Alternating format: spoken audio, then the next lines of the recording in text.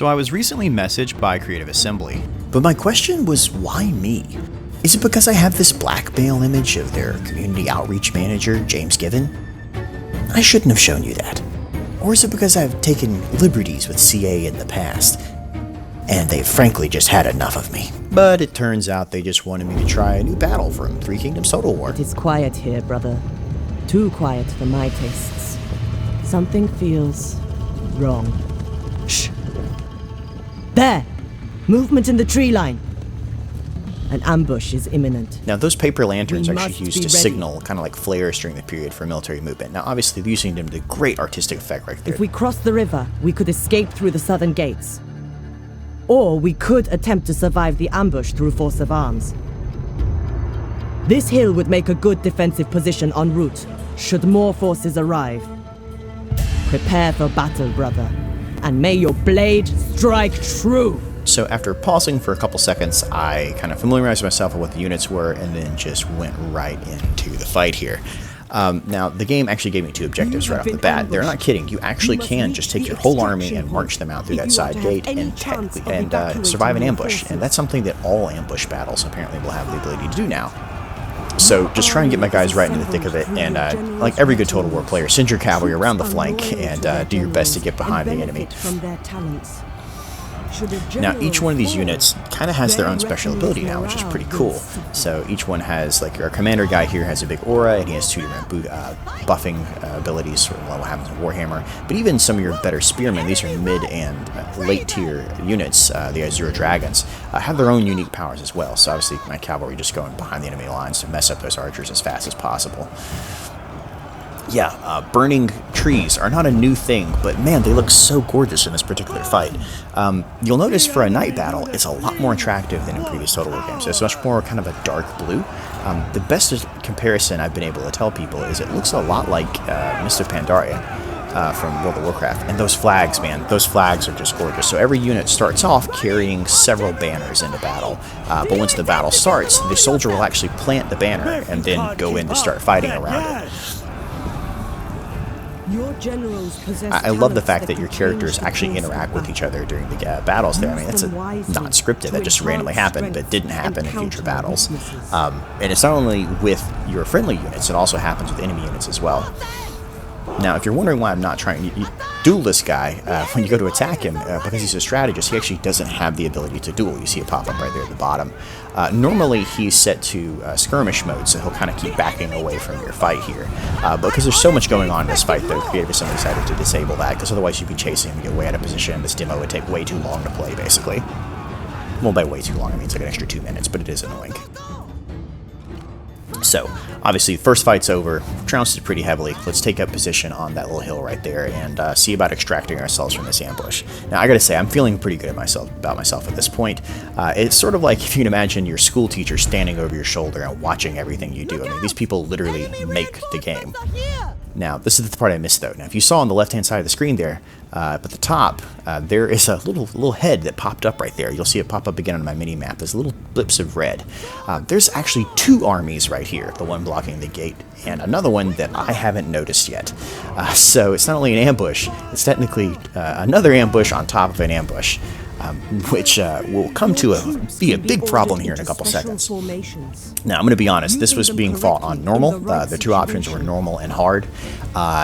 And I had to struggle to get through this one, especially not knowing what the units do to begin with. It's very hard to kind of jump into it. I was fighting their keyboard a little bit too, because it's one of those things you don't realize that when you get used to playing with your own stuff, it's kind of weird to pick up somebody else's. Right, peeling all the formations, figuring out what I'm going to do here. One of the coolest new formations is actually the Azure Dragons, the guys on the far right there. And you'll see me click them there, but they have a new ability called Melee Front.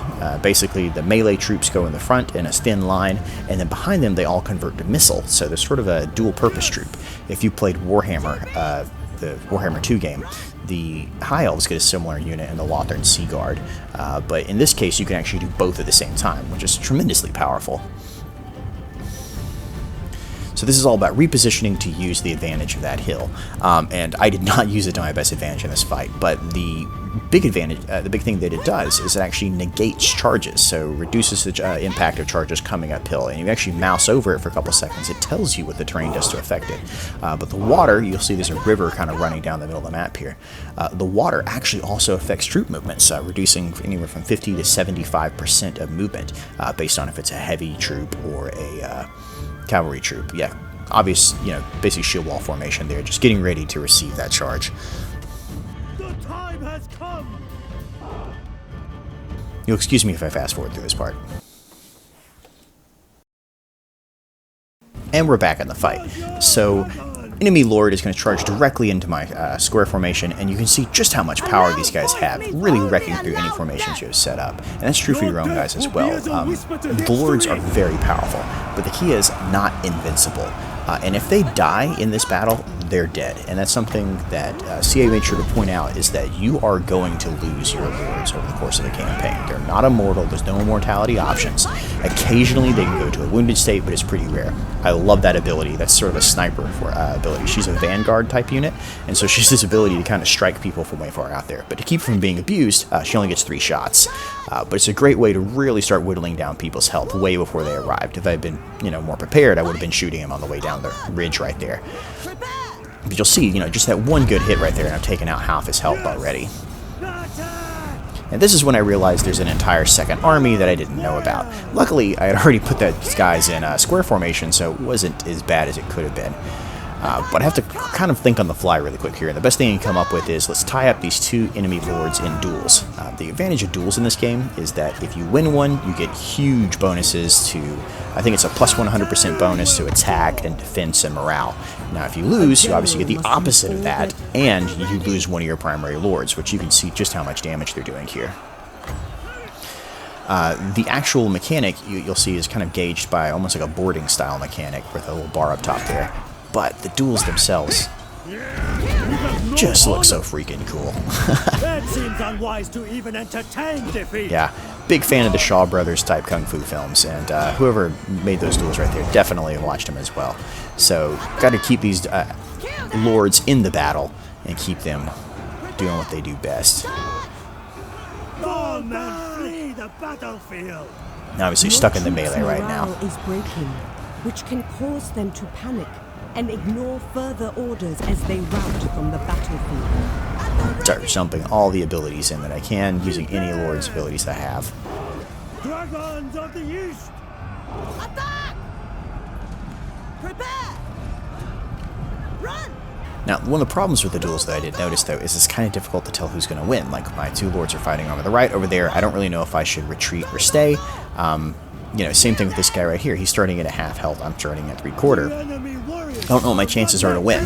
It's, you'll notice that when we get done with both of these duels, my guys are pretty much just dead. There's not a whole lot left as far as health goes. And the health isn't as obvious as I would like it to be for the individual units there. A bar, a little circle that slowly disappears is nice, but I really could use a hard static number to tell me exactly how much they have. Now you'll notice that Sun Rin has lost one of her units. Now it's interesting, that's actually part of her units. Each one of these lords gets their own individual retinue in this game. So instead of being one general that recruits 20 guys, you actually recruit a lord. Love that axe animation. That just looks so stinking cool. God, that's awesome. And that's really the thing to say about this particular game is, man, it's just fun to watch. It's very visually appealing in a way that some of the Total War games just haven't been. Much more dynamic. So as I was saying, the units actually come as part of the retinue. So 2 of them will already be a part of the retinue of that individual lord, and then the other 2 are recruited as you see fit. So 2 duels won, and you'll notice everybody is starting to definitely rout and turn around. But Sun Rin has lost nearly all of her health, even though she started off at 3/4 right there. So my guess is there's something of a rock, paper, scissors dynamic with the different types of lords, but it was not immediately clear to me at the time which one would win or who should fight who in these situations. And at this point, it's just a matter of cleanup before the battle ends right here. The enemy warriors are running. Trying to zoom in, give you the idea of what the units look like.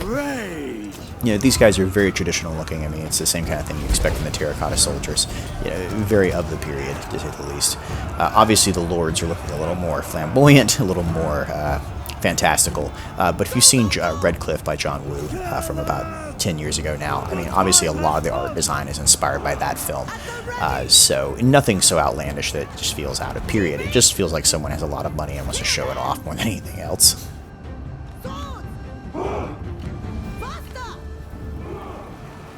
Really fancy, though.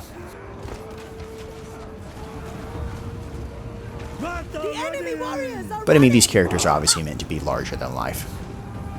The ability for trees to light on fire is obviously not new, but you know, in night battles, it's much more gorgeous to kind of see that. And that's a victory right there. But when I go to reclaim it, obviously not my best victory.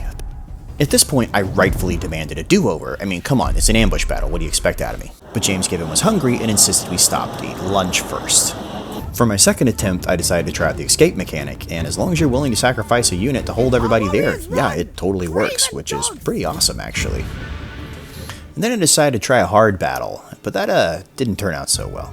But I mean, nobody beats it on hard, so I mean, it's not a big deal. Unfortunately, James Gibbon has no chill and decided to show me just how bad I was at the game. I mean, never minding the fact that he had a hand in designing the level. Because, you know, that's a fair comparison. So not only does he take the time to beat them, he makes it cinematic while doing so. God, this game is gorgeous.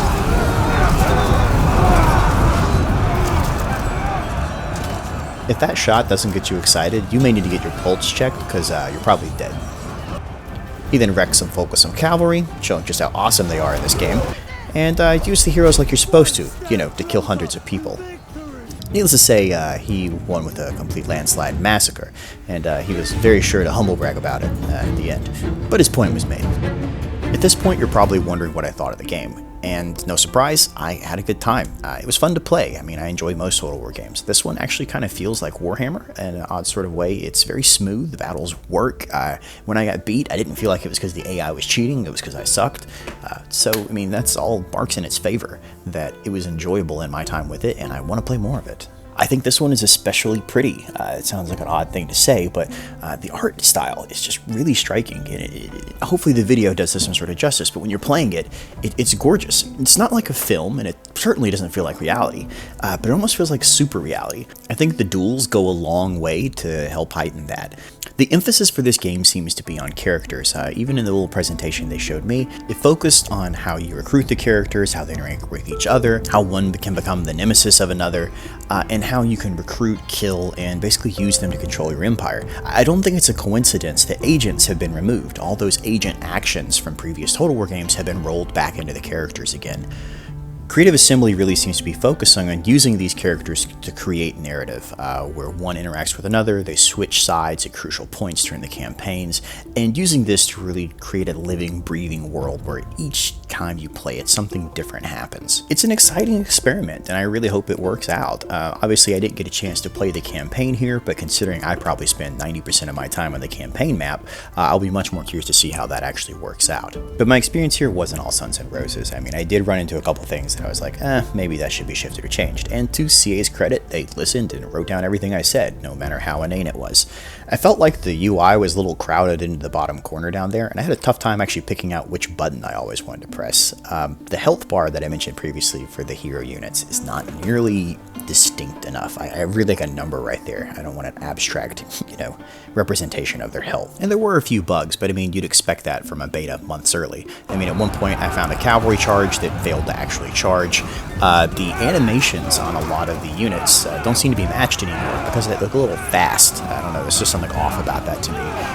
And when I tried out the new melee front missile back formation, if you'll notice there, they're all still using halberds. For some reason, it didn't trigger it over when I clicked it. You instead had to go and toggle fire at will and then go into the formation. That felt like an extra button that was just sort of unnecessary right there. And then there was the random appearance of the moonwalking strategist. I was told this is probably because they disabled the skirmish AI for him for this particular battle, so it shouldn't affect the final game, but it's still weird to come across. But I think it speaks volumes that Creative Assembly is going out of their way to try and find people to play this game now, to get their opinions and tweak it to make it a better game. I mean, they even invited a mook like me. All I can say is at this point, I'm looking forward to the release of the main game, and I think it's going to be a lot of fun. I enjoyed playing it, and for me, it's like a Madden or a Call of Duty. You know, each one brings their own unique features. Some focus on one thing, some focus on the other, but it's always just a little different enough to be exciting and new. So yeah, thanks for watching.